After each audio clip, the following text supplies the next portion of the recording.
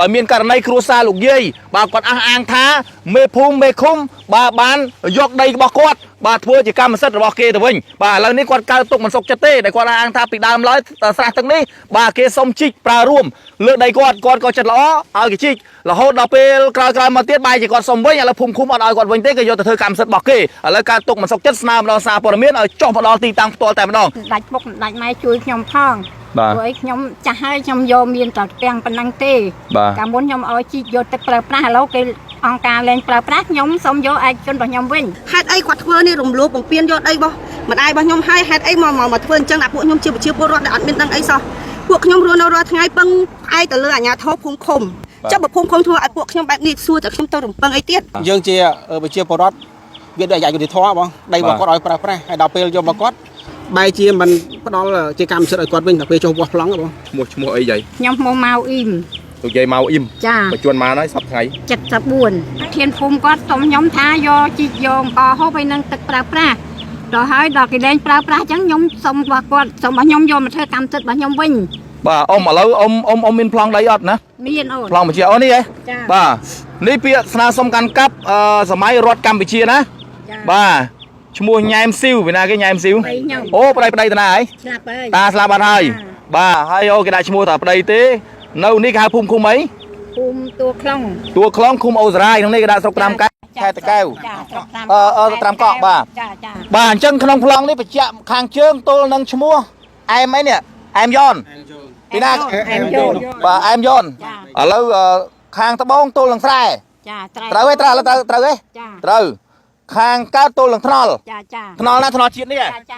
អូប៉ុន្តែឥឡូវហ្នឹងចុះអានេះមានលិខិតបញ្ជាក់ឲ្យថាដីយើងទល់នឹងថ្នល់ហើយឥឡូវគេអត់ឲ្យអូមូលហេតុអីបានជាគេមិនឲ្យគេប្រាប់យើងថាម៉េចប្រាប់ថាម៉េចគេថាដីរដ្ឋចឹងហ្មងហើយរដ្ឋចែកឲ្យខ្ញុំហើយរដ្ឋចែកឲ្យតាំងពីចំនួនណាមកចំនួនមកពីរដ្ឋ79ម៉ោងតាំងពីសង្គ្រាមអីតាំងពីចេញពីសង្គ្រាមមកយាយ79ម៉ោងបាទហើយចុះអាលិខិតនេះមួយទៀតខ្ញុំបានអានមុននេះដូចឃើញមានបញ្ជាក់ក្បាលដីណានេះលិខិតនេះលិខិតបញ្ជាក់ពីការដីផ្ទះនិងដីចំការត្រពាំងដែលមានទំហំ50 × 80ដីហ្នឹងមែនចាអញ្ចឹងដីហ្នឹងគ្រោះវាស់ពីមុខទៅក្រោយមែនបងអញ្ចឹងចុះក្នុងនេះគេដាក់បញ្ជាក់ឲ្យតា50 × 80ដែលមានព្រំប្រទល់ដូចខាងក្រោមអញ្ចឹងទៅដូចមិនអញ្ចឹងហើយការបោះត្រានេះចេញពីមេឃុំកម្ពុជាឆាត់មុខថែរក្សាសម្រស់ Hanivin មានប្រសិទ្ធភាពខ្ពស់ក្នុងការព្យាបាលបញ្ហាមុខមុនគ្រប់ប្រភេទមុខជាប់មុខអាចរុយនិងមុខអាឡែស៊ីសាប៊ូកក់សក់ Pit On Care ជាផលិតផលសក់នាំចូលពីប្រទេសកូរ៉េដែលជួយព្យាបាលរាល់បញ្ហាសរសៃសក់ខូចបែកចុងសក់សំពងកាត់អង្គែឡើងប្រេងសក់ជ្រុះនិងជួយបណ្ដុះសក់ថ្មីមានជ្រើសរើសតំណាងចែកចាយទូទាំង25ខេត្តក្រុងផងដែរទំនាក់ទំនងទូរស័ព្ទលេខ086 55 57 72 066 88 86 72ឬតាមរយៈ Facebook Page Pit On Care ហើយការបោះត្រានេះចេញពីមេឃុំឈ្មោះអីនេះអ៊ីវ៉ានអ៊ីវ៉ាននិងមេភូមិពៅរតនាបាទអញ្ចឹងបើសិនជាគាត់ចេញបញ្ជាក់ឲ្យយើងថាដីរបស់យើងហើយហេតុអីបានគាត់អត់ឲ្យយើងអត់ដឹងទេអូដោយឡែកយើងចាំតាក់ទងទៅអាជ្ញាធរផ្ទាល់ដីនេះដែលកាលពីដើមឡើយឆ្នាំណាដែលលោកយាយឲ្យទៅគេជីកស្រះហ្នឹងឆ្នាំហេតុ2000អញ្ចឹងអូនឆ្នាំ2000បាទហើយពេលនោះពេលណាអ្នកសុំជីកស្រះធានភូមិចាស់មេភូមិចាស់ចាពងភឿនបាទគាត់សុំនឹងគាត់បាននិយាយប្រាប់លោកយាយថាម៉េចគាត់ថាខ្ញុំអត់ឲ្យតើគាត់ថាជីយកតាទឹកប្រើប្រាស់ហើយនឹងក៏ខូបទេបងឯងដីបងឯងនៅតែដីទាំងឯងអូអាហ្នឹងរបៀបគេជីយកទឹកប្រើប្រាស់ប៉ុន្តែគេឲ្យផលជាអង្គយើងហូបអាហ្នឹងដូចគេជួលឬក៏មិនអង្គការចែកចឹងអង្គអូចាំបានគេយករបស់យើងប្រើប្រាស់ប៉ុន្តែគេឲ្យអង្គយើងខ្ញុំអត់មានបានខ្ញុំអត់មានអ្នកជីឲ្យទៅអ្នកជីអូចាំប្រើរួមគ្នាទៅចុះឥឡូវមិនក៏គេលែងប្រើហើយគេលែងប្រើគេមានពាន់ទឹកពាន់អីអស់ហើយអូគេមានប្រព័ន្ធទឹកស្អាតគេលែងប្រើត្រពាំងហ្នឹងហើយគេចាប់ប្រើស្រះទឹកហ្នឹងហើយណាចាលោកនាងខ្ញុំសុំយកពាំងនេះជាកម្មសិទ្ធិរបស់ខ្ញុំវិញសុំរបស់យើងវិញចាបាទហើយមានបានលោកយាយមានបានស្នើទៅខាងស្រុកមានបានស្នើទៅខាងខេត្តអីទេស្នើទៅភូមិស្នើទៅខេត្តស្នើអស់ហើយចុះគេនិយាយថាមិនគេអត់ឲ្យគេគាត់ថាគាត់កាន់នេះថាឲ្យដែរនឹងគាត់ថាឲ្យផ្លូវឲ្យអីឲ្យឬដាក់ផ្លូវឲ្យយើងទៅជើងវិញអញ្ចឹងណាហើយដល់ហើយតើទឹមឡូវឮថាអត់ឲ្យគេយកបោះគេយកចាប់ពីមកកណាត់ដីពីត្រពាំងទៅមុខថ្នល់ហ្មងចាបងប្រុសឈ្មោះអីមុនដងនុកបងត្រូវជាយ៉ាងម៉េចកូនរបស់លោកយាយបាទបងមានបានដឹងរឿងដំណើររឿងសវតារឿងនេះដែរអត់រឿងហ្នឹងដោយសារខ្ញុំវាមិនកើតតាន់កាលឆ្នាំនោះប៉ុន្តែវាយើងដឹងមកពេលក្រោយដែររយៈពេលហ្នឹងណាបាទ ហើយពីមុនឬតែម៉ែគាត់ថាដីហ្នឹងគេសុំតាទឹកប្រើប្រាស់អីចឹងណាបង គេសុំជីកអាស្រ័យផលទឹកទេហ្នឹងហើយដីដល់ដីរបស់យើងចឹងដីរបស់យើងគេរក្សាទុកឲ្យយើងដដែលអញ្ចឹងណាបងហ្នឹងហើយហើយដល់ពេលបច្ចុប្បន្ននេះឥឡូវវាមានទឹកប្រើប្រាស់គ្រប់គ្រាន់ហើយចង់និយាយថាវាប្រព័ន្ធទឹកគ្រាន់អីចឹងណាបាទគាត់ក៏សុំឆ្នើដើម្បីយកអាដីដែលគេជីកហ្នឹងធ្វើជាកម្មសិទ្ធិរបស់គាត់វិញ បាទហ្នឹងហើយគាត់ពីមុនជីកធ្វើស្រះទឹកដើម្បីគេឲ្យពលរដ្ឋប្រើប្រាស់រួមអាហ្នឹងដូចថាយើងចិត្តល្អជីកប្រើណាដល់ពេលយើងសុំមកវិញមិនខាងភូមិគេថាម៉េចខាងភូមិគេអត់វាស់ឲ្យបងគេអត់វាស់ឲ្យយើងគេវាស់តែមួយកណាត់នេះឲ្យទៅក្រោយមុខគេអត់វាស់ឲ្យវាស់តាមមួយកណាត់មិនចុះអានេះយើងចម្ងល់ទេណាចុះបើក្នុងនេះគេដាក់ទំហំ50 × 80បងថាទំហំពេញអញ្ចឹងវាមានប្លង់ទៀតហើយប្លង់នេះគេដាក់ទូលផ្លូវជាតិអញ្ចឹងហ៎បាទបងបាទហើយចុះអាមិនបានវាស់ឲ្យតាមមួយកណាត់អញ្ចឹងបានយើងមានចម្ងល់បងហើយបងអញ្ចឹងបានហៅខាងពួកបងមកជួយមើលអញ្ចឹងវាត្រូវបាត់អស់បាត់មួយកណាត់បាត់មួយកណាត់បាត់ទេបងពាក់ព័ន្ធនឹងអាជ្ញាធរភូមិឃុំរបស់ខ្ញុំនេះគាត់បានស្នើធ្វើលិខិតសុំកាន់កាប់ធ្វើជាសម្បត្តិឯកជនរបស់លោកមេភូមិពៅរតនានិងលោកមេឃុំអ៊ីវ៉ានេះអូគេស្នើលោកមេភូមិស្នើធ្វើកម្មសិទ្ធិខ្លួនឯងចាបងចាមានទៀតដីស្រះនឹងមែនចាបងដីហ្នឹងស្នើសុំយកកាន់កាប់ធ្វើជាកម្មសិទ្ធិឯកជ